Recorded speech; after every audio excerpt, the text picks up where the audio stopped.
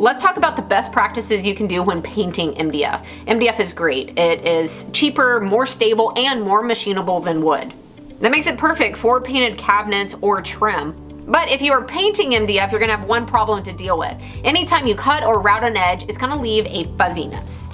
It doesn't matter how much you sand, you're never gonna be able to eliminate the fuzz with sanding alone. You're first gonna have to seal it, but I will get into all of that. Let's start off with the first thing you want to do whenever you're prepping MDF or really any project for paint.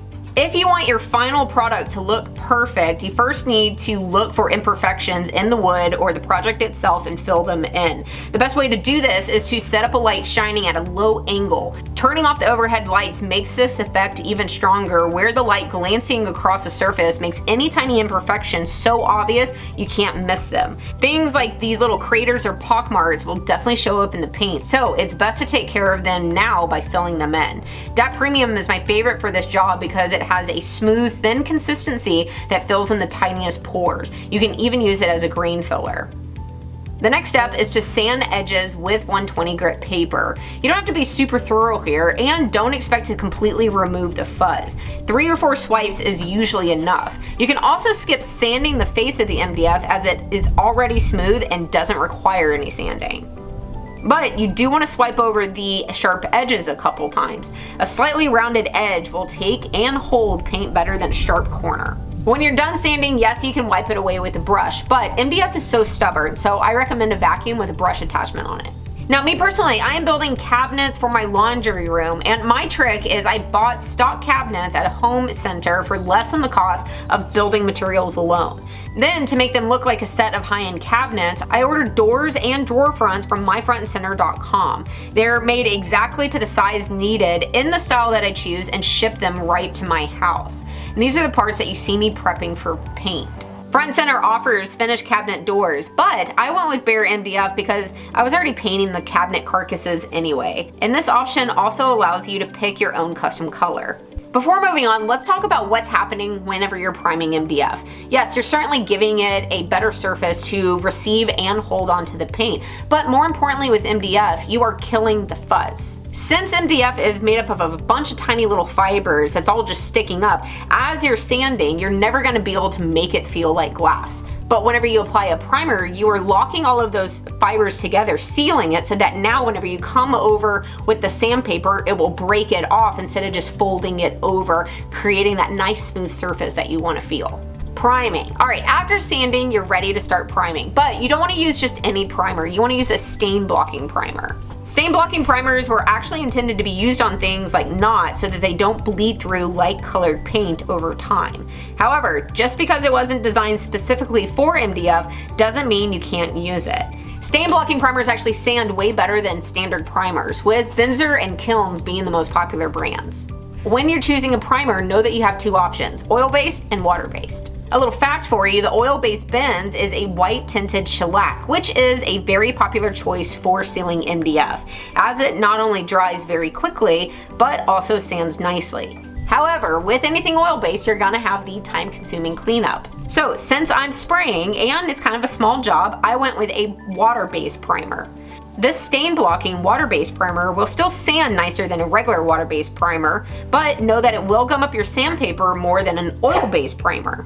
And if you're curious as to why, it's because water-based products take so much longer to fully cure and harden.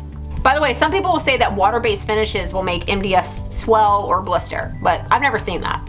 Not once. Let's backtrack just a little bit and talk about prepping for priming. I cover my workbench with plastic and make standoffs by picking out some scrap wood, then shooting brads through the middle. And this will leave a portion of the nail protruding to give me a box of standoffs I can pull out whenever I have a project going on.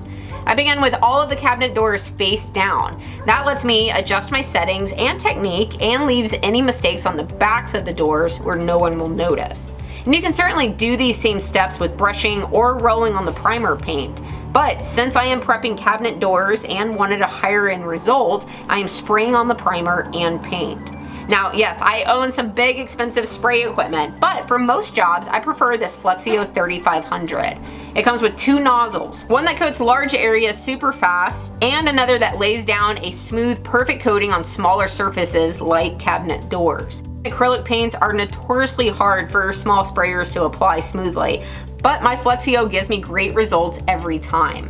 You of course have the change of direction on the nozzle to where you can spray vertical or horizontal. Then you also have an air control setting on the top of the gun to allow you to control how much air is going through the gun. Now the smooth surfaces on MDF need only one coat of primer, but machine surfaces come out smoother with multiple coats.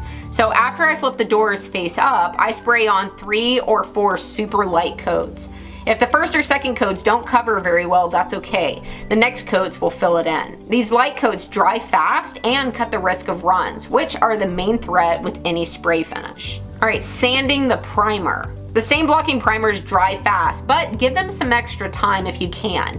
As I mentioned earlier, the main hassle when sanding primer is that it clogs up your sandpaper. The longer you wait, the less clogging you'll get. Now with oil-based primers, I wait at least a few hours, but with water-based, I wait at least overnight. In humid weather, you might want to wait a couple days. And I keep saying sandpaper, but I mostly use sanding sponges in the 100 to 150 grit range. It's worth paying a little bit more for sponges that resist clogging. You just have to check the label.